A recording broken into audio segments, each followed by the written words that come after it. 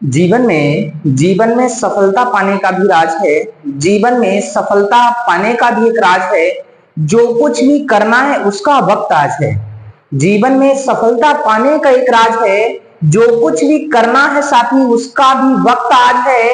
तू ये ना देख कि बीच में कितने तूफान हैं। तू ये ना देख कि बीच में कितने तूफान हैं। तू तो बारिशों में भी उड़ने वाला बाज है। तू तो बारिशों में भी उड़ने वाला बाज है। नमस्कार मेरे शेर शेरनियों, टारगेट भी रचे संस्थान के इस ऑनलाइन प्लेटफॉर्म पर मैं रचे सर आप सभी भावी अध्यापकों का, आप सभी साथियों का हार्दिक स्वागत करता हूं। आशा और उम्मीद करता हूं कि आप सभी स्वस्थ होंगे, मस्त होंगे, व्यस्त होंगे, जबरदस्त होंगे और जहां भी होंगे अच्छे स्वास्थ्य के साथ अपनी पढ़ाई लिखाई को सुचारू रूप से क्रियान्वित कर रहे होंगे। जैसा कि आप सभी को विदित है कि हम लोग इस शिक्षक श्रृंखला की हिंदी की सीरीज में हम लोग आज की 5वें नंबर की श्रृंखला पर बात करने के लिए चल रहे हैं, जिसके अंतर्गत हम लोग एक पैसेज और नित्य प्रति शिक्षण के पोर्शन को लेकर आप सभी के समक्ष प्रस्तुत होते हैं। और इसके साथ साथ जो भी हमारा ग्रामर का पोर्शन होता है अर्थात व्याकरण का पोर्शन होता है उससे संबंधित भी प्रश्नों को हम यहाँ पर इंक्लूड करते हैं। और आप सभी को यह लगता होगा कि यह जो सीरीज है आपके लिए आपकी आने वाली सीटेट जुलाई 2024 की परीक्षा में पैनेसिया अप्रूव होकर ही रहेगी, अर्थात रामबाण होकर रहेगी, क्योंकि यह ऐसी सीरीज है अगर आपने इस सीरीज को अच्छे से पढ़ लिया, इस सीरीज को अच्छे से समझ लिया, तो साथियों मेरा वादा है कि आपका जो लक्ष्य है, आपका जो संकल्प है, अब की बार 130 पार वह इस संस्थान के माध्यम से आप उसको अचीव कर पाएंगे। और आप परीक्षा देने के बाद एक बार आएंगे और एक धन्यवाद ज्ञापित करेंगे कि वास्तविक सर आपने जो श्रृंखला चलाई थी, वास्तविकता उस श्रृंखला से हमारा बहुत कुछ लाभ हुआ।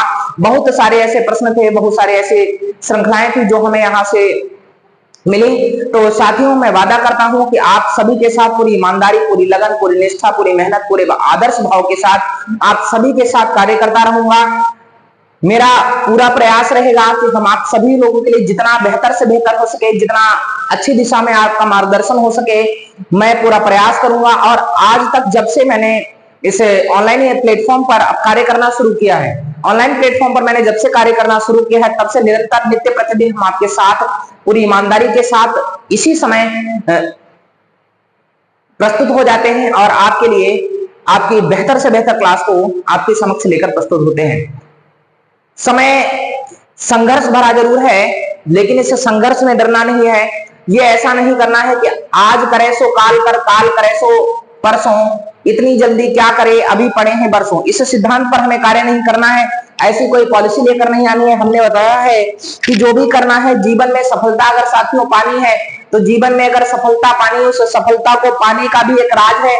जो कुछ भी करना है उसका वक्त आज है, जो कुछ भी करना है उसका वक्त आज है। तू तो बारिशों में भी उड़ने वाला बाज है, क्योंकि आपको पता होना चाहिए कितने भी तूफान आए, कितनी भी समस्याएं आए, कितना भी संघर्ष आए जीवन में, तो हमेशा उस संघर्ष से डरना नहीं है। हमने बताया था आप उस दौड़ने वाले घोड़े की रेस की तरह है कि जब भी मालिक आपको तकलीफ दे, तो साथियों ये मत समझना कि मालिक आज हमारा हमसे परेशान हो चुका है, मालिक हमें हमारा दर्द दे रहा है। साथियों ये बता रहा है कि मालिक की मंजिल आपके नजदीक है, थोड़ा सा संघर्ष और कर, क्योंकि तेरा बेड़ा अब पार है। तो साथियों हमें डरना नहीं है, हमें संघर्ष के साथ लड़ना है और उस संघर्ष को करते हुए अपने लक्ष्य को प्राप्त करना। देखिएगा संघर्ष जितना भारी होगा सफलता उतनी ही मजबूत होगी, क्योंकि आपको बता दें साथी, एक बार में प्राप्त की हुई सफलता तुक्के की सफलता कही जाती है।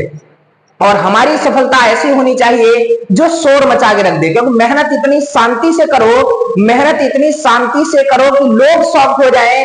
तो सफलता इतनी गंभीर होनी चाहिए कि लोग उस पर भी क्या हो जाए, शॉक हो जाए कि वाह क्या हमारा बबर शेर है। तो साथियों हमें लोगों की अपेक्षाओं, आकांक्षाओं पर हमें उल्टा विपरीत सिद्ध होना है, क्योंकि लोग चाहते हैं कि हमारा जो पड़ोसी है, हमारा जो साथ पढ़ने वाला बच्चा है वो बिल्कुल सफल ना हो। लेकिन हमें याद रखना है, क्योंकि आपको बता दें कि आपके घर सबसे पहले उड़ान अगर आप असफल होते हैं तो कौन लेकर आएगा, आपका पड़ोसी लेकर आएगा साथियों, और कहेगा कि हम कहते थे कि इसको अपने साथ खेत में लगाओ, अपने साथ कार्य पर लगाओ, लेकिन आपने मेरी एक बात नहीं सुनी। और याद रखिएगा साथियों, जिस दिन आप सफल होंगे उस दिन भी आपका पड़ोसी आपके साथ सबसे पहले आएगा और कहेगा हम जानते थे ये हमारा बच्चा क्या होगा, सफल होकर दिखाएगा। दृष्टिकोण साथियों आपका है, भाव आपका है, सोच आपकी है साथियों। क्या व्यू लेना है पड़ोसी का, नेबर का व्यू क्या लेना है, क्या दृष्टिकोण उसका लेना है, कैसा आप अपने पिता को अपने पड़ोसी के नजरों में उठाना चाहते हैं, गिराना चाहते हैं, यह लक्ष्य आपका है साथी। इसलिए इस लक्ष्य पर इतनी शिद्दत के साथ कार्य करिए, एक बार पिता का सर फिक्र से फक्र में बदल जाए। तो साथियों चलेगा आज के सेशन की बिना किसी देर को किए हुए हम आज के सेशन की शुरुआत करेंगे। सभी साथियों को एक बार फिर से बता दें कि आप सभी वीडियो को लाइक कर दीजिएगा। अगर आप हमारे इस चैनल पर नए हैं तो हमारे चैनल को सब्सक्राइब कर लीजिए और बेल आइकन को दबा लीजिए, बेल आइकन को प्रेस कर लीजिए, जिससे क्या होगा हमारे वीडियो को मिलने वाली समस्त नोटिफिकेशन सबसे पहले आप तक पहुंच जाएंगे। क्योंकि आज जो है इन श्रृंखलाओं का अगर आप नित्य प्रति अभी देखिएगा, आपकी सीटेट की श्रृंखला चल रही है अभी आने वाली से दौर में, यूपीपी की श्रृंखला, यूपी एसएससी सीजीएल की श्रृंखला, एसएससी सीपीओ, ठीक है। तो सभी जो श्रृंखलाएं हैं आपके समक्ष प्रस्तुत होती रहेंगी। अभी आपको नित्य प्रति 2 कक्षाएं मिलती हैं, 1 कक्षा मिलती है, आगे चल के आपको सभी कक्षाएं नित्य प्रति ऑनलाइन प्लेटफॉर्म पर मिलती रहेंगी। क्योंकि अभी कुछ टीचर्स हमारे अन्य कार्यों में व्यस्त हैं, जैसे ही वो उपस्थित होंगे तो आपके समक्ष प्रस्तुत हो जाएंगे। तो आप सभी साथियों से मेरा निवेदन है कि आप सभी लोग इस वीडियो को धमाकेदार तरीके से शेयर कर दीजिएगा, जिससे इस वीडियो का लाभ सभी लोग उठा सकें। आइएगा बिना किसी देर को किए हुए हम आज के सेशन की शुरुआत करेंगे और देखेंगे कि कैसे कैसे प्रश्न हमारी इस श्रृंखला में बनते हैं। आइएगा आज का क्वेश्चन है, निम्नलिखित पद्यांश को पढ़कर निम्न प्रश्नों के उत्तर दीजिए। कुछ हमें पंक्तियां दी गई हैं, 4-5 पंक्तियां दी गई हैं और इन पंक्तियों के आधार पर यह पंक्तियां दी गई हैं और इन पंक्तियों के आधार पर साथी इन पंक्तियों के आधार पर हमें निम्न प्रश्नों के उत्तर देने हैं।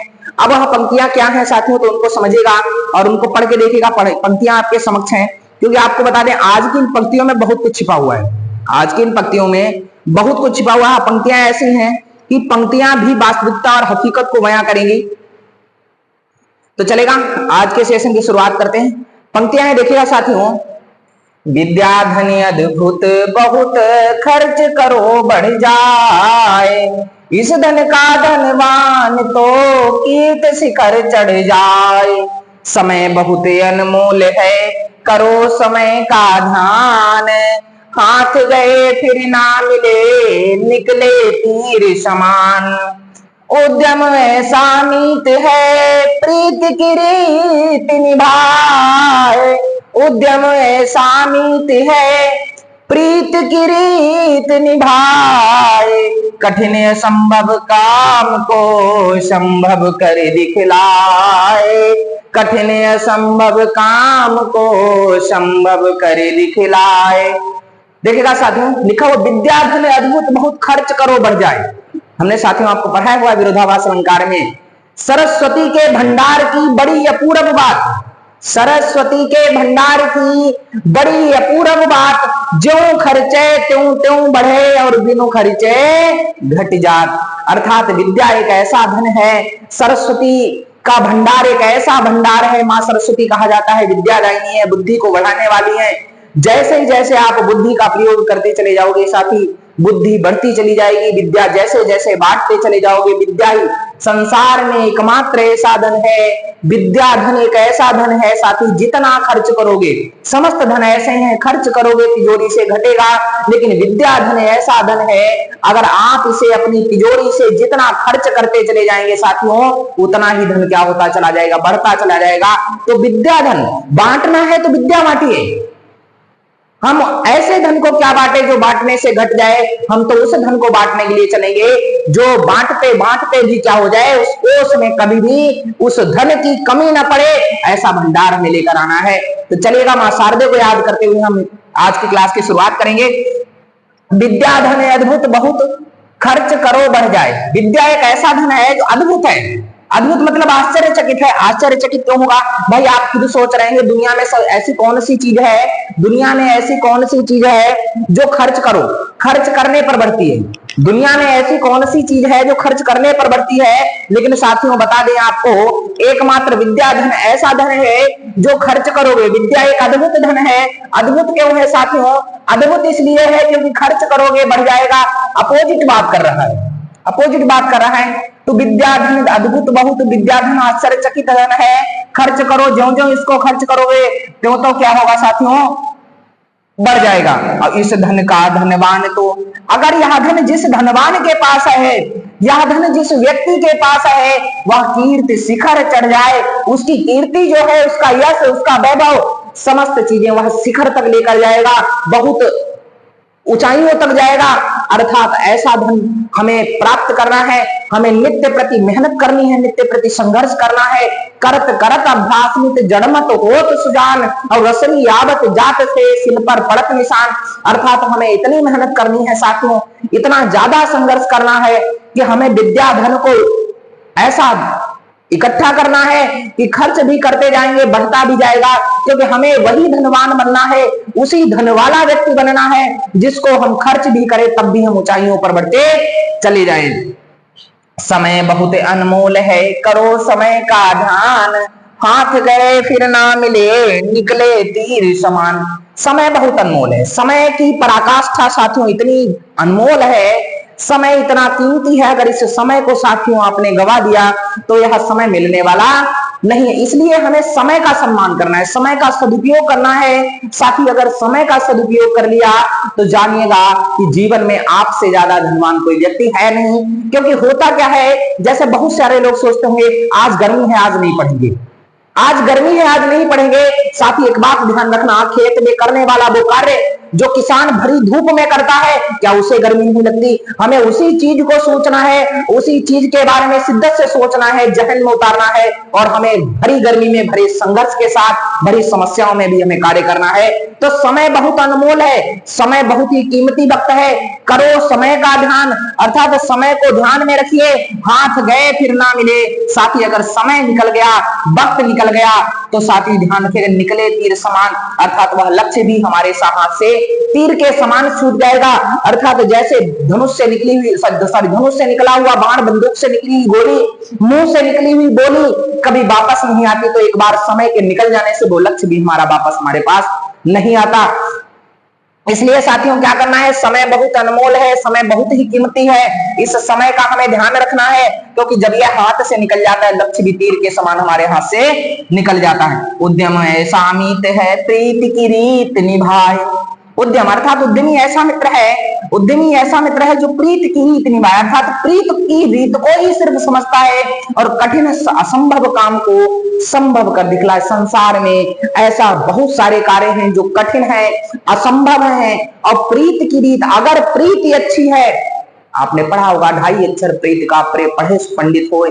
प्रीति ऐसी चीज है जो कठोर से कठोर, निर्दयी से निर्दयी व्यक्ति के घर में भी अपनी जगह बना लेती है।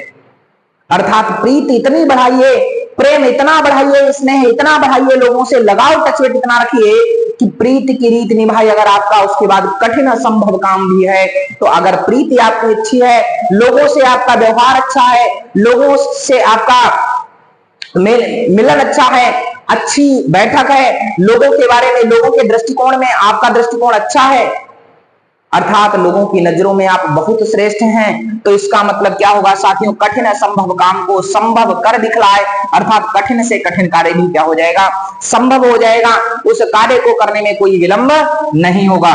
आइएगा साथियों, इससे संबंधित कुछ प्रश्न दिए गए हैं। कीर्ति शिखर में कौन सा समास है? कीर्ति शिखर में कौन सा समास है साथी, यह हमसे पूछा गया है। कीर्ति शिखर में कौन सा समास है, तो हम इसको समझेंगे कीर्ति शिखर में कौन सा समास है। तो ऑप्शन दिए हुए साथियों, तत्पुरुष समास है, द्विगु समास है, द्वंद्व समास है, बहुव्रीहि समास है। हमने बताया हुआ था साथी जो समास होता है, समास का मतलब साथी संक्षेपीकरण होता है। क्या होता है? किसी भी बात को संक्षेप में कहना ही क्या कहलाता है साथियों, समास कहलाता है। किसी भी बात को संक्षेप में अर्थात कम शब्दों में कह देना, बहुत बड़ा सा वाक्य है, उस बड़े से वाक्य को कम शब्दों में कह देना साथी क्या कहलाता है, समास कहलाता है। यह चीज याद करके रखना है। अगर हम लोग समास की बात करें, लघु सिद्धांत कौमुदी एक भरद्वाज की रचना है, लघु सिद्धांत कौमुदी के अनुसार देखें समास की संख्या, एनसीईआरटी की बात करें, एनसीईआरटी जो हमारा एनसीईआरटी करिकुलम है, जो एनसीईआरटी का पाठ्यक्रम है, उसके आधार पर देखें तो समास की संख्या साथी कितनी होती है? समास की संख्या साथी 6 होती है। कितनी होती है? 6 होती है। कौन कौन से समास होते हैं साथी? तत्पुरुष समास होता है, द्वंद्व समास होता है, द्विगु होता है, कर्मधारय समास होता है,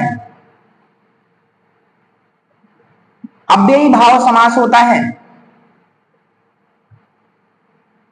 और साथी बहुव्रीहि समास होता है। क्या होता है? बहुव्रीहि समास होता है। तत्पुरुष समास में साथी हमने बताया था, इसमें उत्तर पद प्रधान होता है। तत्पुरुष समास में कौन सा पद प्रधान होता है? उत्तर पद प्रधान होता है। द्वंद्व समास में बात करें साथी, उभय पद प्रधानो द्वंद्वा, अर्थात ऐसे पद जिसमें दोनों पद प्रधान होते हैं। क्या होता है साथी? जैसे पद जिसमें दोनों पद प्रधान होते हैं उसको हम लोग क्या बोलते हैं साथी? द्वंद्व समास बोलते हैं। ऐसा पद जिसमें पूर्व पद प्रधान होता है, जिसमें पूर्व पद प्रधान होता है साथी, तो उसको हम लोग क्या बोलते हैं? उसको हम लोग बोलते हैं साथी अव्ययी भाव समास। और बहुब्रीहि समास क्या होता है? तो ऐसा समास जिसमें ना तो पूर्व पद प्रधान हो ना ही उत्तर पद प्रधान हो, तो क्या हो जाए? ना पहला पद प्रधान है ना दूसरा पद प्रधान है, अर्थात तो दोनों पद गौड़ हो गए। तो जिसमें तीसरा पद प्रधान हो, अर्थात कह सकते हैं अन्य पद प्रधान हो, अन्य पद प्रधान हो बहुब्रीहि, अर्थात जिसमें अन्य पद प्रधान होता है उसी को साथी हम लोग बहुब्रीहि समास कहते हैं। कर्मधारय समास क्या होता है साथी?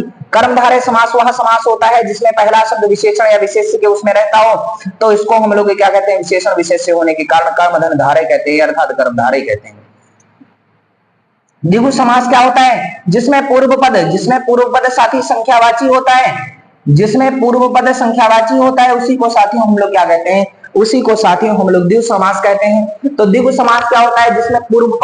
जिसमें पूर्व पद क्या होता है साथियों? संख्यावाची होता है, तो उसी को हम लोग क्या कहते हैं? उसी को हम लोग क्या कहते हैं साथियों? उसी को हम लोग कहते हैं क्या? द्विगु समास। उसी को साथियों हम लोग क्या कहते हैं? उसी को हम लोग द्विगु समास कहते हैं।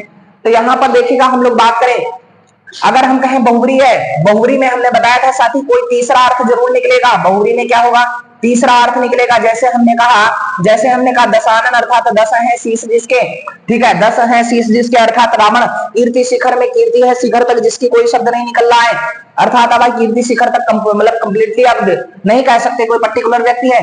द्वंद्व समास में साथी हमने बताया हुआ था द्वंद्व समास क्या होता है? तो ऐसे शब्द जिसमें दोनों पद प्रधान होते हैं, या हमने बताया हुआ था दोनों पद प्रधान होने के साथ साथ साथियों याद रखिएगा जिसमें दोनों विलोम शब्द हों। जैसे हमने कहा सुख दुख में कौन सा समास है?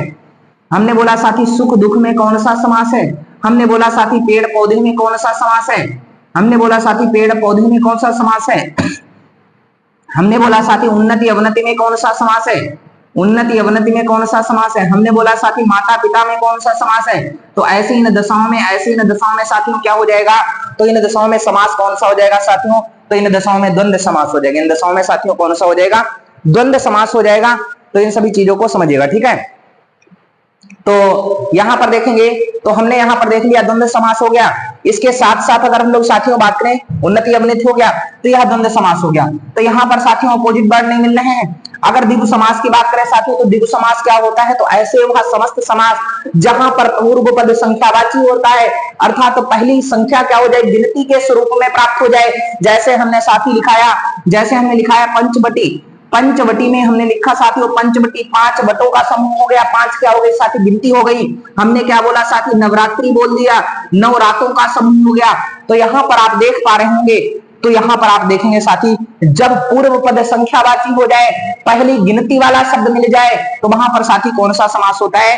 द्विगु समास होता है। तो यहां पर क्या पहला शब्द गिनती वाला मिल रहा है, अर्थात कह सकते हैं द्विगु भी नहीं है, द्वंद्व भी नहीं है, बहुब्रीहि भी नहीं है। तो साथियों हमारे इस प्रश्न का राइट आंसर क्या हो जाएगा? तत्पुरुष समास हो जाएगा। देखो हमें एलिमिनेशन मेथड को अप्लाई करना है।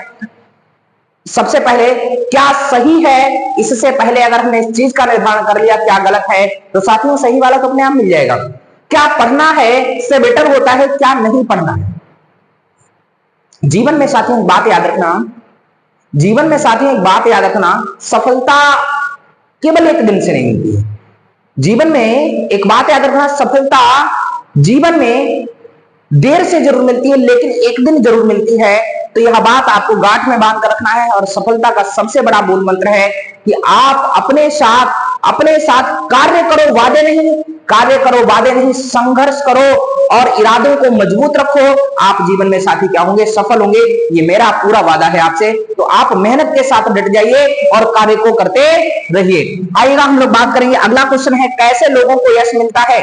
कैसे लोग मतलब यश की प्राप्ति किसको होती है? यश है, कीर्ति है, वैभव है, यह इन सबकी प्राप्ति किस व्यक्ति को होती है? इन सबकी प्राप्ति किस व्यक्ति को होती है? तो यह चीज आप यहाँ पर देखिएगा, लिखा हुआ है जो धनवान व्यक्ति होते हैं इनको यश की प्राप्ति होती है। जो अपने समाज में धन बांटते हैं, पैसा बांटते हैं, उनको कीर्ति की प्राप्ति होती है।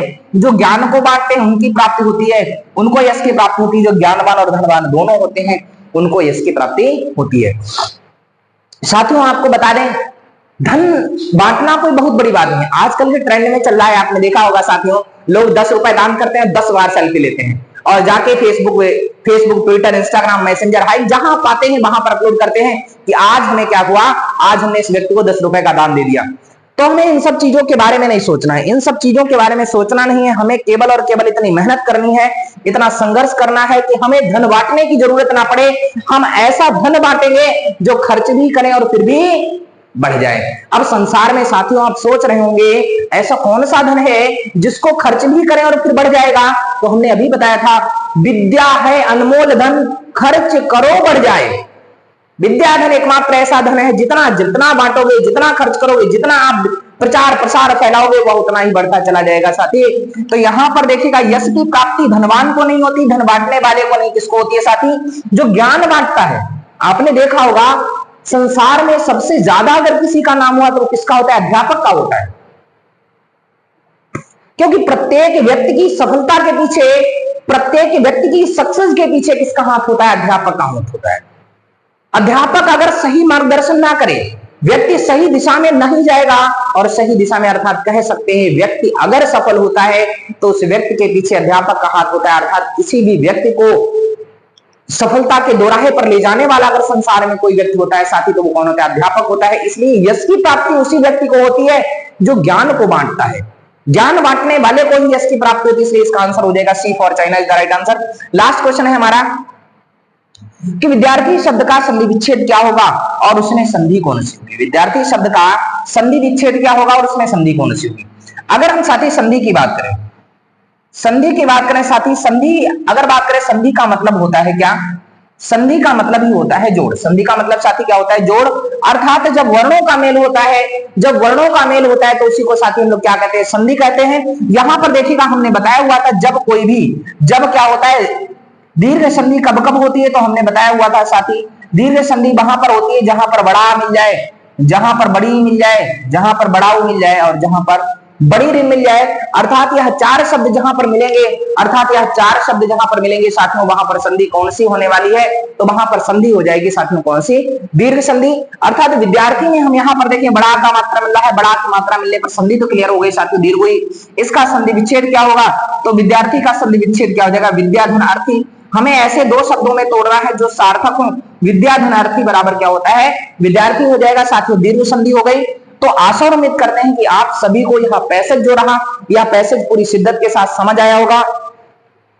किसी को किसी भी प्रकार की कोई समस्या नहीं हो रही होगी। सभी लोगों को अगर किसी को कोई भी समस्या हो रही होगी तो आप कमेंट सेक्शन में जरूर लिखेंगे, क्योंकि मेरा पूरा प्रयास रहेगा कि हम आपको कोई भी समस्या होने ना दे। आइएगा हम आज के सेकंड क्वेश्चन पर बात करेंगे। देखिएगा यह पहला प्रश्न था हमारा, जिसको आपने पूरी शिद्दत के साथ पढ़ा, पूरी शिद्दत के साथ समझा, और मेरा पूरा प्रयास रहा कि हम आपको अच्छे से सारी चीजों को समझा पाए। और हम आशा करते हैं कि आप सभी को बहुत ही अच्छे से पूरी क्लास जो है समझ आ रही होगी। आइएगा सेकंड क्वेश्चन है, सहानुभूति का संधि विच्छेद क्या है। सहानुभूति का संधि विच्छेद क्या है, यह हमसे पूछा गया। सहानुभूति का संधि विच्छेद है, क्या है सहानुभूति का संधि विच्छेद। अब हमें ऑप्शन दिए गए हैं A, B, N, C and D. Option दिए गए हैं साथी, सहधन अनुभूति, सहधन अनुभूति, सहाधन अनुभूति होता है, सहाधन अनुभूति होता है। आगे बात करें देखिएगा, सहानुधन भूति होता है, सहानुधन भूति होता है, और लास्ट ऑप्शन है साथी सहधन अनुभूति होता है, सहधन अनुभूति होता है। अब साथियों आपको बताना है इस संधि में, इस वाक्य में जो संधि विच्छेद होगा सहानुभूति का, उस सहानुभूति का संधि विच्छेद क्या होगा, तो यह आपको समझना है। ठीक है, तो हम देखते हैं। अभी देखिए यहाँ पर सहानुभूति में का, सहानुभूति का संधि विच्छेद सहधन अनुभूति होगा, सहाधन अनुभूति होगा, सहानुधन भूति होगा या सहधन अनुभूति होगा। देखिए अनुभूति कोई शब्द नहीं होता है, भूति कोई शब्द नहीं होता है, यहाँ अनुभूति तो सही है। या दो सही, लेकिन सहा कोई शब्द होता है भैया, सहा कोई शब्द नहीं होता है, सह मतलब साथ होता है, इसलिए इस प्रश्न का राइट आंसर साथी क्या हो जाएगा, इस प्रश्न का राइट आंसर क्या हो जाएगा। आप सभी लोग अपना कॉमन सेंस के आधार पर समझ सकते हैं यहाँ पर संधि कौन सी होने वाली है। यहाँ पर संधि जो साथी होगी वो कौन सी संधि हो जाएगी, सहधन अनुभूति बराबर सहानुभूति, अर्थात दीर्घ संधि का उदाहरण है। आप आशा है, उम्मीद है कि आप अच्छे से समझ पा रहे होंगे। आइएगा हम लोग सेकंड क्वेश्चन की बात करते हैं। बिल्कुल अच्छे से समझना है, हम कोई भी विलंब नहीं करेंगे और सारी चीजें आपको ए टू जेड शीशे की तरह बिल्कुल साफ होती चली जाएंगी। आप बिल्कुल समझेंगे कि हाँ वास्तविकता सारी चीजें बिल्कुल बहुत अच्छे से क्लियर हो रही हैं, किसी को किसी भी प्रकार की कोई समस्या नहीं हो रही होगी। आइएगा हम लोग अगले क्वेश्चन पर चर्चा करेंगे। आज का जो अगला क्वेश्चन है, एक व्यवस्थित प्रक्रिया जहां एक शिक्षक एक व्यवस्थित प्रक्रिया जहां एक शिक्षक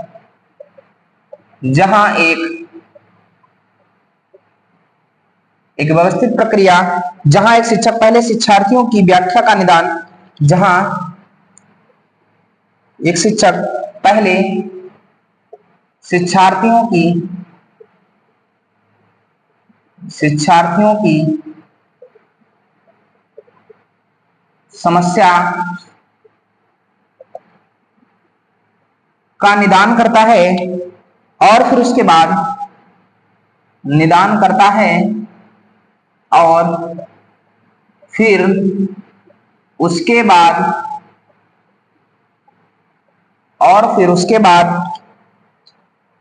उपयुक्त पद्धति का प्रयोग करता है।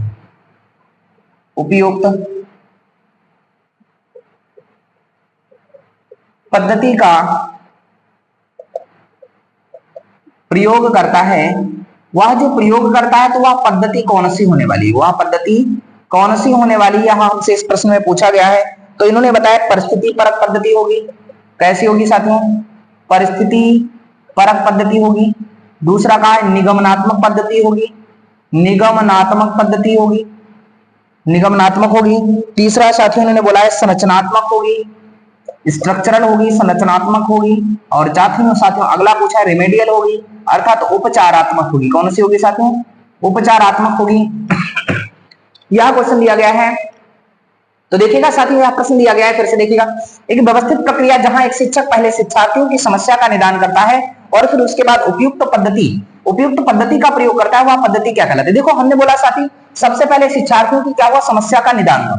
समस्या का निदान इसका मतलब शिक्षार्थी के डिफरेंस में शिक्षक ने सबसे पहले जो विधि का प्रयोग किया वो कौन सी थी, निगमनात्मक विधि थी। क्या है, या जिसको कह सकते हैं निदानात्मक, अर्थात निदानात्मक विधि हो गई। निदानात्मक विधि का प्रयोग किया। सबसे पहले उसने क्या किया, सबसे पहले उसकी समस्या का कारण जाना। देखो साथियों आपको क्या करना है, जब भी आप एक अध्यापक है, आप सभी हमारे भावी अध्यापक हैं और आप सभी भावी अध्यापक क्या करेंगे, आप सबसे पहले समस्या क्या करिए, समस्या के कारण को जानिए। बच्चा अगर कोई चीज नहीं सीख पा रहा है तो उसकी क्या मूल जड़ क्या है, उसकी मूल जड़ क्या है, उस मूल जड़ को समझने का प्रयास करिए, अर्थात उसकी तह तक जाने का प्रयास करिए कि आखिर क्या कारण है कि बच्चा सीखने में अक्षम है, बच्चा नहीं सीख पा रहा है। तो इसके लिए इसी को साथियों क्या कहते हैं, इसी को साथियों हम लोग कहते हैं क्या, इसी को साथियों हम लोग कहते हैं निदान। इसी को साथियों हम लोग क्या कहते हैं, निदान कहते हैं।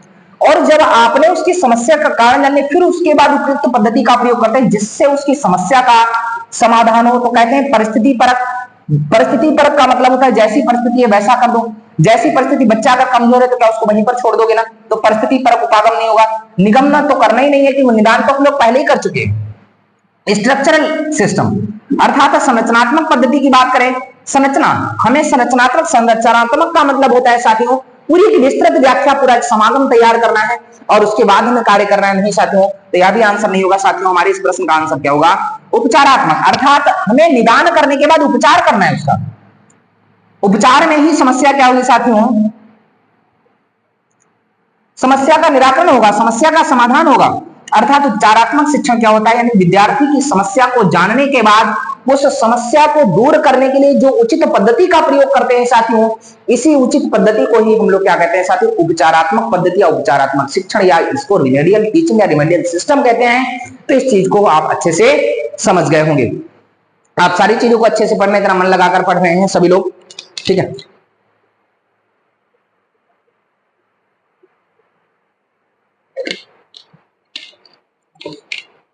आएगा। हम लोग आगे के प्रश्न पर चर्चा करेंगे, जो अगला क्वेश्चन रहने वाला हमारा है।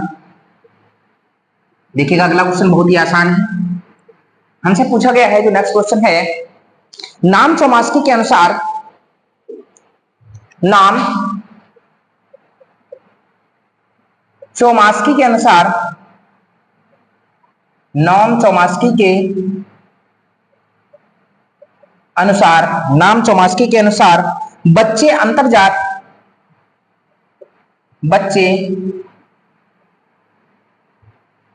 अंतरजात पद्धति, बच्चे अंतरजात ज्ञान के कारण भाषा को अर्जित कर लेते हैं। अंतरजात ज्ञान के कारण, ज्ञान के कारण भाषा को अर्जित कर लेते हैं। भाषा को अर्जित करने के पीछे क्या कारण होता है? अर्जित कर लेते हैं। क्यों अर्जित कर लेते हैं बच्चे भाषा को? चलेगा, देखते हैं भाई क्यों अर्जित कर लेते हैं। हमें 4 ऑप्शन दिए गए, A for Allahabad, B for Bombay, C for Chennai, D for Ahmedabad. आइएगा देखते हैं हम लोग। पहला दिया सार्वभौमिक शब्द भंडार होता है उनके पास, सार्वभौमिक शब्द भंडार यानी वर्ड ग्लोसरी होती है हमारे पास। दूसरा ऑप्शन साथियों दिया गया है सार्वभौमिक व्याकरण, सार्वभौमिक व्याकरण। और नेक्स्ट क्वेश्चन ऑप्शन दिया है सार्वभौमिक गठन, सार्वभौमिक गठन। और लास्ट वन दिया है साथियों सार्वभौमिक, सार्वभौमिक बोली, सार्वभौमिक बोली। यहां पर 4 ऑप्शन दिए गए हैं साथियों। इन 4 ऑप्शंस को हम लोग समझते हैं। दिया गया है नाम चौमास्की के अनुसार बच्चे अंतरजात ज्ञान के कारण, अंतरजात अर्थात यहां पर ऐसा क्या होता है जिस ज्ञान के कारण भाषा को अर्जित कर लेते हैं। अगर हम लोग नॉम चौमास्की के बारे में बात करें, जो हमारे साथी नॉम चौमास्की थे, इनके बारे में बात करें तो आपको याद होना चाहिए नॉम चौमास्की साहब को भाषा अर्जन के सिद्धांत, इन्होंने क्या दिया? भाषा अर्जन का सिद्धांत दिया है। इन्होंने भाषा अर्जन का सिद्धांत इनके द्वारा दिया गया था और इन्होंने बताया था बच्चे भाषा को, बच्चों में भाषा को अर्जित करने की एक जन्मजात प्रवृत्ति होती है। उसी जन्मजात प्रवृत्ति के आधार पर ही बच्चे भाषा को क्या करते हैं? ग्रहण करते हैं, अर्थात बच्चे भाषा को अर्जित कर लेते हैं। बच्चों में ऐसी जन्मजात प्रवृत्ति पाई जाती है, अर्थात बच्चों में एक ऐसी कैपेबिलिटी होती है, कैपेसिटी होती है, एक ऐसी डिवाइस का प्रयोग होता है कि जो बच्चे जन्म से ही किसी भाषा को अर्जन करने लगते हैं। यह नॉम चौमास्की को भाषा अर्जन का सिद्धांत था और इन्हें जो हमारा लैंग्वेज एक्विजिशन का प्रिंसिपल था, यानी father of language acquisition principal, अर्थात father of language acquisition principal बोला जाता है, अर्थात भाषा अर्जन के सिद्धांत का जनक किसे बोला जाता है साथियों? तो भाषा अर्जन के सिद्धांत का जनक किसे बोला जाता है? नॉम चौमास्की साहब को बोला जाता है। अब इन्होंने बताया था बच्चे भाषा को अर्जित कर लेते हैं। भाषा को अर्जित कर लेते हैं, क्यों अर्जित कर लेते हैं? भाई एक चीज बताइए, हमने बताया था व्याकरण जो होता है किसी भी भाषा का संविधान, समस्त भाषाओं का संविधान किसको कहते हैं? अगर प्रश्न बने किसी भी भाषा का संविधान क्या कहलाता है, तो प्रत्येक भाषा का संविधान वहां का क्या होता है? व्याकरण होता है। तो प्रत्येक भाषा का संविधान क्या कहलाता है साथी? प्रत्येक भाषा का संविधान क्या होता है? उसका व्याकरण होता है, अर्थात व्याकरण सार्वभौमिक है। अभी आप हिंदी में क्या पढ़ते हैं? हिंदी का व्याकरण कैसा है साथियों? हिंदी में आप संज्ञा, सर्वनाम, क्रिया, विशेषण पढ़ते हो। अंग्रेजी में भी वही संज्ञा, सर्वनाम, क्रिया, विशेषण अर्थात नाउन, प्रोनाउन, वर्ब, एडजेक्टिव के बारे में पढ़ते हो।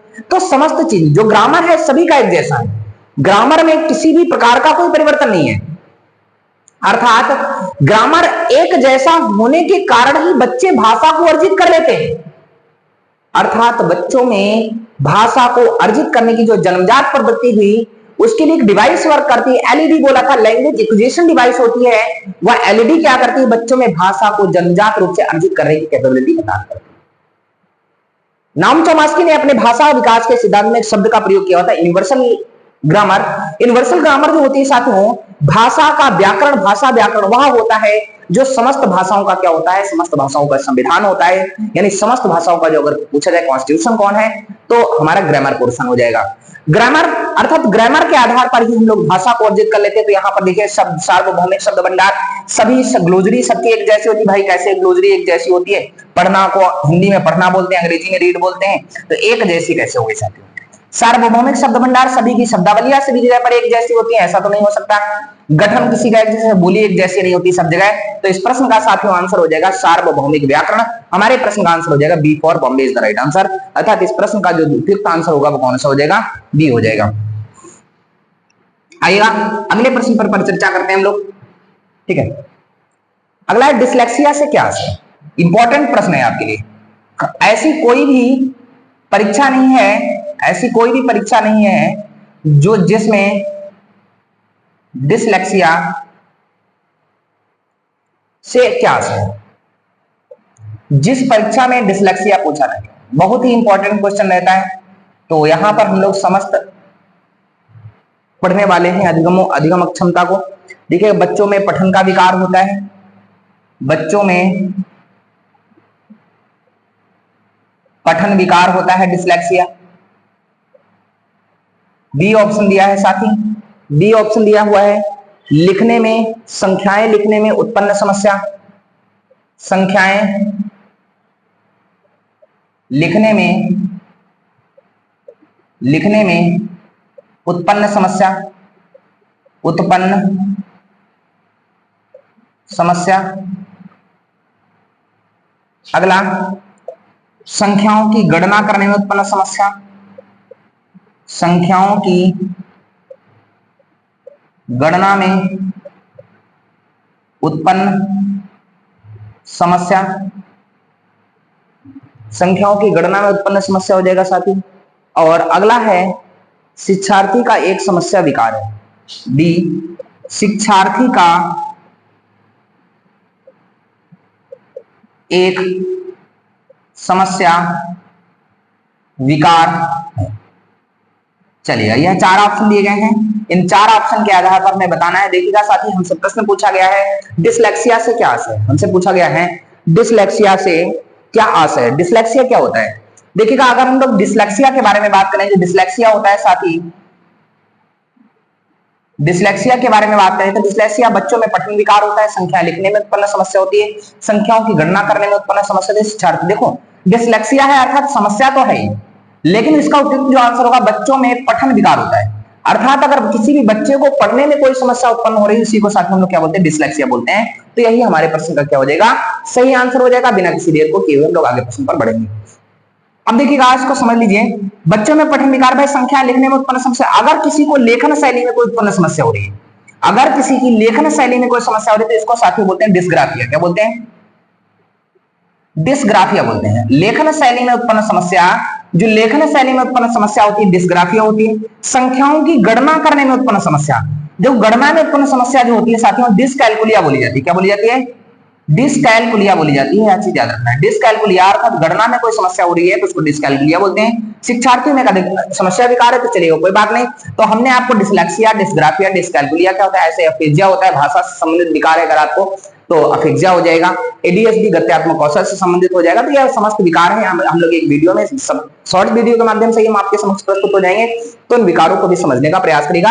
अभी के लिए यहाँ पर केवल इतना जानना है डिसलेक्सिया से आशय क्या है। तो डिसलेक्सिया एक प्रकार का पठन विकार होता है जो बच्चों को भाषा को पढ़ने में क्या करता है, समस्या को क्रिएट करता है। आइएगा हम लोग अगले प्रश्न पर आगे बढ़ेंगे।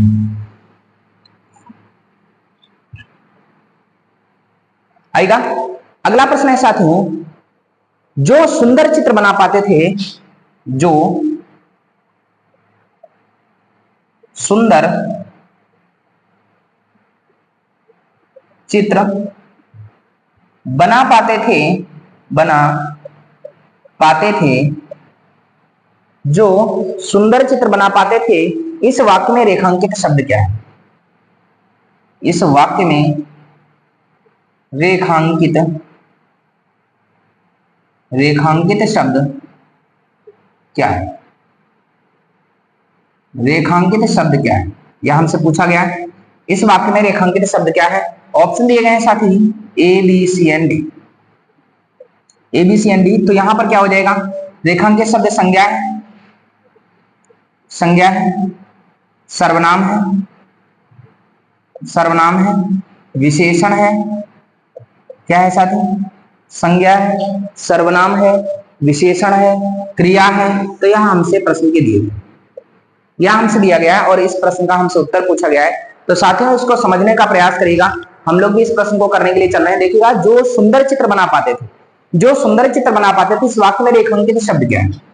अगर हम लोग यहां से देखें, जो सुंदर चित्र, सबसे पहले संज्ञा है। संज्ञा क्या होती है? तो हमने बताया था संज्ञा क्या होती है साथियों, किसी व्यक्ति, वस्तु, प्राणी, स्थान, भाव आदि के नाम को संज्ञा कहते हैं। यानी कि हमने बताया था व्यक्ति, वस्तु, प्राणी, किसी व्यक्ति, वस्तु, प्राणी, स्थान, भाव, इन सबका अगर कुछ नाम है, के नाम को क्या कहते हैं साथी? के नाम को ही हम लोग क्या कहते हैं? संज्ञा कहते हैं।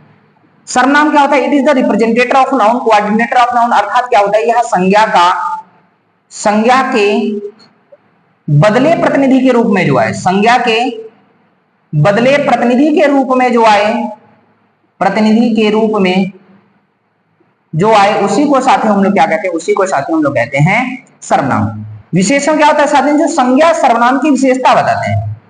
संज्ञा व सर्वनाम की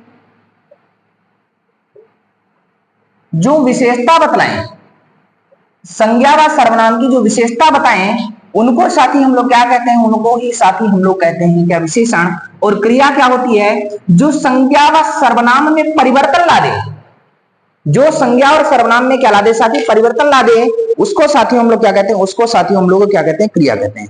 क्रिया हमने क्या बताया था? जो एक्शन को रिप्रेजेंट करे, जो क्या रिप्रेजेंट करे? जो एक्शन को रिप्रेजेंट करे, उसी को साथियों हम लोग क्या कहते हैं? उसी को हम लोग साथियों बोलते हैं क्या? क्रिया। अर्थात यहां पर सब चीजों को समझने का प्रयास करेगा तो हम लोग यहां देखिए, जो क्या है? जो सर्वनाम है। जो साथियों क्या है? जो सर्वनाम है। अब जो सुंदर, सर्वनाम की जो विशेषता बताए, अभी हमने बताया सर्वनाम की विशेषता बताए, क्या कहलाता है साथियों? विशेषण कहलाता है। जो सुंदर चित्र बना पाते थे, रेखांकित शब्द क्या है? क्या हो जाएगा साथियों? विशेषण हो जाएगा। आइएगा हम लोग एक नजर सब कवर वाली स्थिति में विशेषण को ही हम लोग कंप्लीट समझ लेते हैं। देखिएगा यहां पर विशेषण क्या होता है साथियों। हमने बताया विशेषण क्या होता है,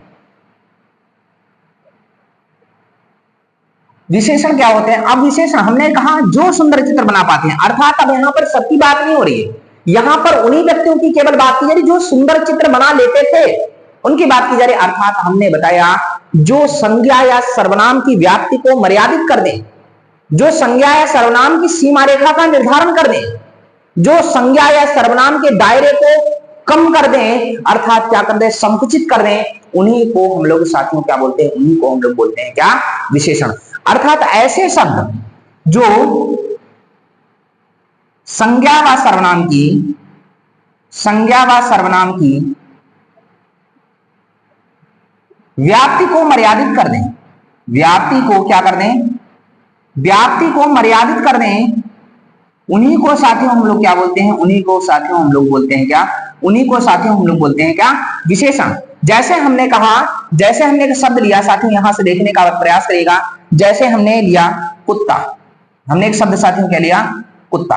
अब आपके मन में एक विचार आया, जैसे कुत्ता शब्द लिया तो कुत्ते शब्द से ही सुनते ही आपको किसका आभास हुआ साथियों? आपको संज्ञा का आभास हुआ। कुत्ता शब्द सुनते ही संज्ञा का आभास क्यों हुआ? क्योंकि कुत्ता क्या है? जातिवाचक संज्ञा। हमने बताया था जितने भी पशुओं के नाम होते हैं साथियों जातिवाचक। लेकिन क्या ये एक बात बताइए, क्या कुत्ता कहने से आपको कुत्ते के समस्त समुदाय का ज्ञान नहीं हुआ? अर्थात कुत्ते से आपको समस्त समुदाय का ज्ञान हुआ, लेकिन हमने बताया था संसार में जितने कुत्ते हैं सब इस कैटेगरी में आ जाएंगे। हमने बताया जब भी उस व्यक्ति के आगे, उस सर्वनाम के आगे अगर कोई विशेषण लग जाएगा साथियों, तो वह विशेषण क्या कर देगा? अब कुत्तों की व्याप्ति को मर्यादित। जैसे हमने कुत्ता कहा, आपके दिमाग में विचार आया साथी, लाल वाले कुत्ते होते हैं, भूरे कुत्ते होते हैं, सफेद कुत्ता होता है, काला कुत्ता होता है, काला कुत्ता होता है ना। अब आपके मन में लाल, सफेद, भूरा, काला और भी बहुत प्रकार के कुत्ते होते हैं, है ना। भूरा हो गया, सफेद हो गया, काला हो गया, है ना। और कैसे कुत्ते होते हैं भाई? आप सभी लोगों को आराम से पता होगा, ठीक है। तो बहुत से प्रकार के कुत्ते होते हैं, इनको आप लोग देखिएगा। तो अब कहने से भूरा कुत्ता, सफेद कुत्ता, काला कुत्ता, ये सभी विचार में, लेकिन अगर हमने इसके पीछे अब एक शब्द लगा दिया काला, क्या लगा दिया? काला। क्या अब आपके मन में भूरे शब्द का ज्ञान आएगा? क्या आपके मन में सफेद शब्द का ज्ञान आएगा? अब डायरेक्ट आपने किसको, जैसे हमने काले कुत्ते का नाम लिया, ये दोनों अपने आप क्या हो गए? एलिमिनेट हो गए। आप देखिए क्या संज्ञा सर्वनाम की व्याप्ति को मर्यादित नहीं कर दिया? क्या सर्वनाम के दायरे को कम नहीं कर दिया? क्या संज्ञा के दायरे को कम नहीं कर दिया? कुत्ता एक संज्ञा था, अभी भूरा कुत्ता, सफेद कुत्ता, काला कुत्ता सब आ रहे थे, जैसे ही काला कहा भूरा और सफेद क्या हो गया, गायब हो गया। अर्थात ऐसे शब्द जो संज्ञा या सर्वनाम की व्याप्ति को मर्यादित कर दें, जो संज्ञा या सर्वनाम की विशेषता को बताएं, जो संज्ञा या सर्वनाम की सीमा रेखा का निर्धारण कर दें, उन्हीं को साथियों क्या कहते हैं, विशेषण कहते हैं। और ऐसे शब्द देखिएगा साथी,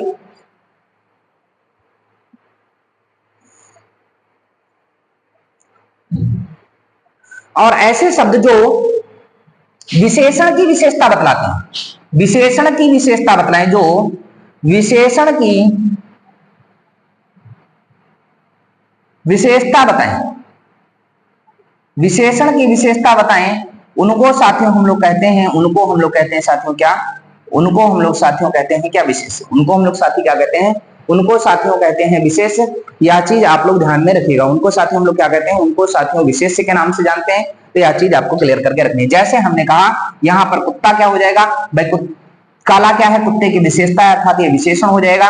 और विशेषण किसकी विशेषता बतलाते हैं, कुत्ते की बतला रहा है, अर्थात यह शब्द क्या हो जाएगा साथियों, यह शब्द आपका जो हो जाएगा, यही शब्द आपका क्या हो जाएगा साथी, विशेष हो जाएगा। तो विशेषण और विशेष में आपको कोई समस्या नहीं हो रही होगी, आशा और उम्मीद करते हैं। या विशेषण का जो सिस्टम था, विशेषण की परिभाषा थी, यह आप क्लियर हो गई होगी। अगर हम लोग यहाँ पर हमने आपको बताया कि विशेषण शब्द क्या होते हैं, जो संज्ञा या सर्वनाम की विशेषता बतलाएं, उनको साथियों हम लोग क्या कहते हैं, जो संज्ञा या सर्वनाम की विशेषता बतलाएं उनको विशेषण कहते हैं। और जो विशेषण की विशेषता बतलाएं, जो शब्द विशेषण की विशेषता को बतलाते हैं, विशेषण की विशेषता बतलाने वाले शब्दों को ही हम लोग क्या कहते हैं, विशेषण की विशेषता बतलाने वाले शब्दों को ही हम लोग क्या कहते हैं साथियों, विशेष से कहते हैं। तो यह चीज आपको अच्छे से क्लियर हो गई होगी। अब आइएगा हम लोग नेक्स्ट क्वेश्चन पर चर्चा करेंगे, ठीक है। तो हमारे इस प्रश्न का आंसर अगर हम लोग देखें, हमारे इस प्रश्न का आंसर क्या रहने वाला है साथी, देखिएगा हमने यहाँ पर बताया आपको, अभी हम विशेषण के प्रकार पर चर्चा नहीं करें क्योंकि विशेषण आगे चल के 4 भागों में बट जाता है। 4 भाग कौन कौन से होते हैं, गुणवाचक विशेषण होता है साथी, गुणवाचक विशेषण के साथ साथ संख्यावाचक विशेषण होता है, परिमाणवाचक विशेषण होता है और सार्वनामिक विशेषण होता है। तो इन चीजों पर चल के हम लोग आगे बात करेंगे, कौन कौन से विशेषण होते हैं, संख्यावाची विशेषण आगे चल के कितने भागों में बढ़ते हैं, गणना बोधक क्या होते हैं, अगणना बोधक क्या होते हैं, गणना बोधक आगे चल के 5 भागों में बढ़ते हैं। ये समस्त बातों पर परिचर्चा हम लोग विशेषण के हम लोग पर्टिकुलर क्लास में करने वाले हैं। बस आप सभी लोग एक ईमानदारी के साथ पढ़ते रहिए।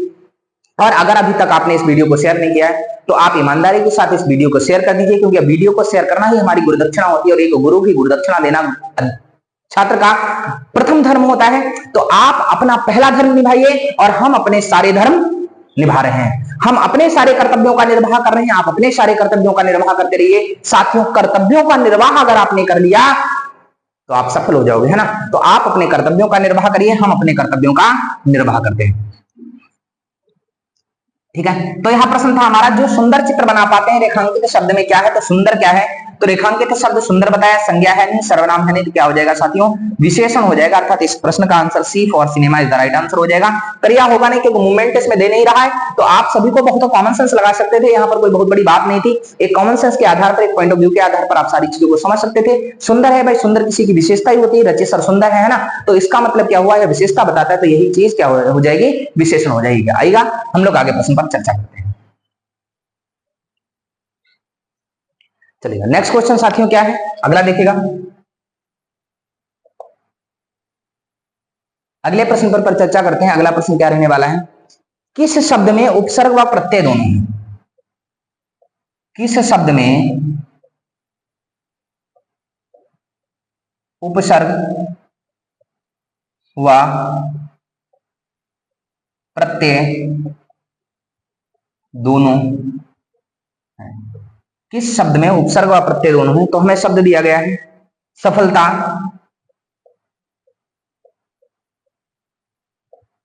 असफलता,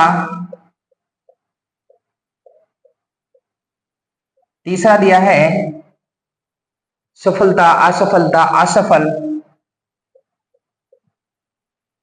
और डी ऑप्शन है स्वीकार। डी ऑप्शन साथियों क्या है, स्वीकार है।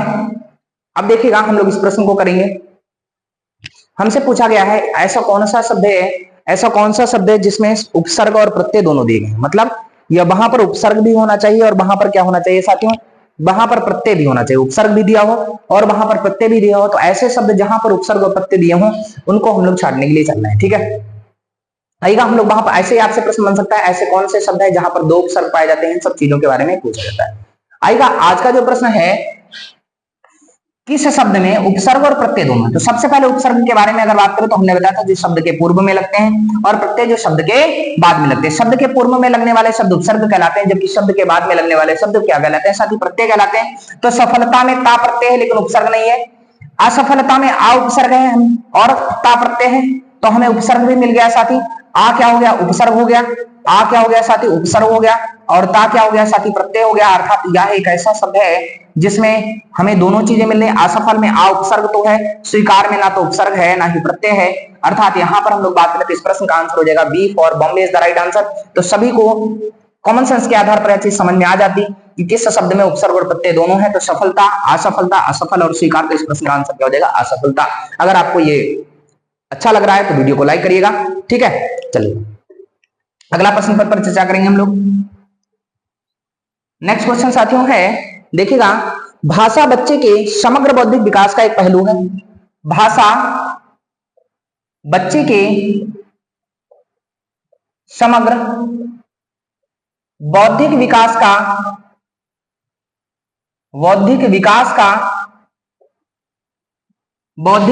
का एक पहलू है। भाषा बच्चे के समग्र बौद्धिक विकास का एक पहलू है। यह कथन किससे संबंधित है, यह कथन किससे संबंधित है, मतलब ऐसे कौन से मनोवैज्ञानिक हैं जिनसे यह कथन संबंधित है।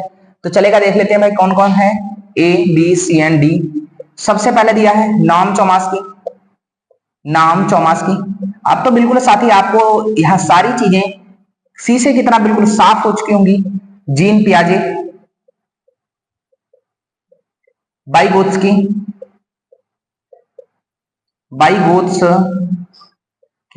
और आपको ले लीजिएगा यहां पर एक ऑप्शन है कोहलर, कोहलर है ना। तो चलेगा यहां पर हम लोग परिचर्चा करते हैं कौन इस प्रश्न का राइट आंसर होने वाला है, क्या होने वाला है और कैसे इस प्रश्न को हम लोग समझने वाले हैं। आएगा यहां पर अगर हम लोग चर्चा करें, भाषा बच्चे के समग्र बौद्धिक विकास का एक पहलू है। यह कथन किससे संबंधित है, भाषा बच्चे के समग्र बौद्धिक विकास, भाषा बच्चे के समग्र बौद्धिक विकास का एक पहलू है। यह कथन किससे है। नाम चौमास्की के बारे में बात करें साथियों तो हमने बताया था भाषा अर्जन का सिद्धांत किसके द्वारा दिया गया, भाषा अर्जन का सिद्धांत दिया गया इनके द्वारा, भाषा अर्जन का सिद्धांत इनके द्वारा दिया गया। इन्हीं के द्वारा सार्वभौमिक व्याकरण शब्द का प्रयोग किया गया। किसका प्रयोग किया गया साथी, सार्वभौमिक व्याकरण का प्रयोग भी किसके द्वारा किया गया, इन्हीं के द्वारा किया गया। आएगा जीन पियाजे साहब के बारे में बात करें तो जीन पियाजे साहब ने साथियों क्या किया, संज्ञानात्मक विकास का सिद्धांत दिया। साथी क्या दिया, संज्ञानात्मक विकास का सिद्धांत किसके द्वारा दिया गया, संज्ञानात्मक विकास का जो सिद्धांत है साथी वो जीन पियाजे के द्वारा दिया गया। इसके अलावा नैतिक विकास का सिद्धांत भी इन्होंने दिया। हालांकि नैतिक विकास का सिद्धांत कोहल वर्ग के द्वारा भी दिया गया, नैतिक विकास का सिद्धांत इनके द्वारा भी समझाएगा। अर्थात नैतिक विकास का सिद्धांत इन्होंने बताया था। नैतिकता दो प्रकार के नैतिक विकास का सिद्धांत दिया गया था।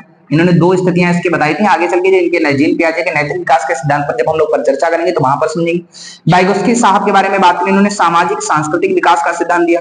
अगर पूछा जाए सामाजिक सांस्कृतिक विकास का सिद्धांत किसके द्वारा दिया गया, तो सामाजिक सांस्कृतिक विकास का सिद्धांत किसके द्वारा दिया, सांस्कृतिक विकास का जो सिद्धांत था वो साथी किसके द्वारा दिया गया, सामाजिक सांस्कृतिक विकास का सिद्धांत किसके द्वारा दिया गया, वाइगोत्स्की के द्वारा दिया गया। अगर पूछे समीपस्थता का सिद्धांत किसके द्वारा दिया गया, समीपस्थता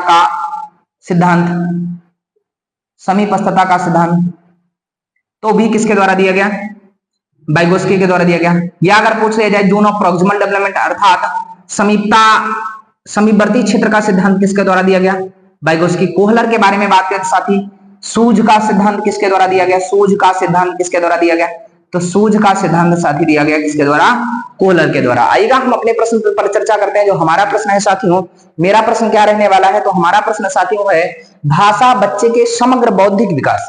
भाषा जो है बच्चे का समग्र बौद्धिक विकास करती है, अर्थात संज्ञान से संबंधित, यानी किससे संबंधित है? संज्ञान से संबंधित है। भाषा बच्चे के समग्र बौद्धिक विकास का पहलू है, अर्थात बौद्धिक विकास करती है। तो अर्जन का सिद्धांत साथी नहीं होगा। देखिए संज्ञानात्मक विकास का सिद्धांत, जो संज्ञान पर परिचर्चा की थी साथी। संज्ञान अर्थात संज्ञान का मतलब ही होता है उसकी बुद्धि, संज्ञान का मतलब होता है बुद्धि, और बुद्धि के विकास पर परिचर्चा साथी किसके द्वारा की गई? बुद्धि पर विकास की परिचर्चा साथियों जीन पियाजे साहब के द्वारा दी गई। और हमने बताया हुआ था साथी कल वाले सेशन में कि जीन पियाजे साहब ने बच्चे के संज्ञानात्मक विकास की कितनी अवस्थाएं बताई साथी? 4 अवस्थाएं बताई थी। पहली अवस्था कौन सी बताई थी? हमने बताया हुआ था संवेदी पेशी अवस्था, जिसकी उम्र 0 से 2 वर्ष तक रही थी। दूसरी हमने साथियों पूर्व संक्रियात्मक बताई थी, जिसकी उम्र 2 से 7 वर्ष तक रही थी। तीसरी हमने साथी मूर्त संक्रियात्मक अवस्था बताई थी, जिसकी उम्र 7 से 11 वर्ष तक रही थी। और चौथी हमने साथी अमूर्त संक्रियात्मक अवस्था बताई थी, जिसकी उम्र साथियों 11 से 15 वर्ष तक थी। और हमने बताया था किस किस स्टेज में किस प्रकार से क्या परिवर्तन होता है, तो वहां पर हम लोगों ने चर्चा कर चुके हैं। तो अभी तक अगर आपने जीन पियाजे साहब को नहीं पढ़ा है तो आप उस वीडियो को देख लीजिए जाके। वीडियो का लिंक हमारे डिस्क्रिप्शन में है, आप वीडियो के लिंक डिस्क्रिप्शन में जाकर उस लिंक पर क्लिक करिएगा। वहां पर आपको बाल विकास से संबंधित समस्त पीडीएफ, प्लेलिस्ट, गणित की प्लेलिस्ट, मतलब समस्त चीजों की प्लेलिस्ट वहीं पर अवेलेबल है। उन्हीं वीडियोस को अगर आप देख लेंगे, अगर उस श्रृंखला को, समस्त श्रृंखलाओं को देख लेंगे साथी, तो आपका जो संकल्प है वो अवश्य पूरा होगा। आइएगा हम लोग अगले प्रश्न पर परिचर्चा करते हैं। तो इस प्रश्न का आंसर साथियों क्या हो जाएगा? B for Bombay is the right answer.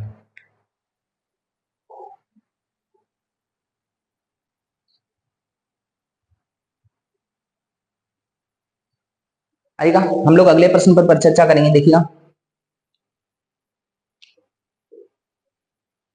दिया हुआ है अधिगम के सामाजिक संज्ञानात्मक मत के अनुसार, अधिगम के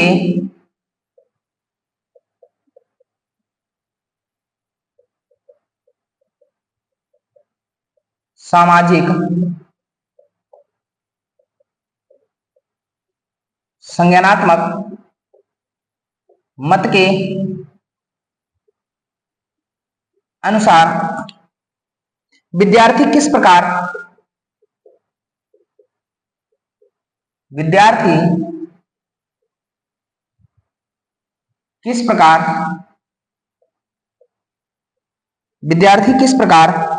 सबसे बेहतर सीखते हैं?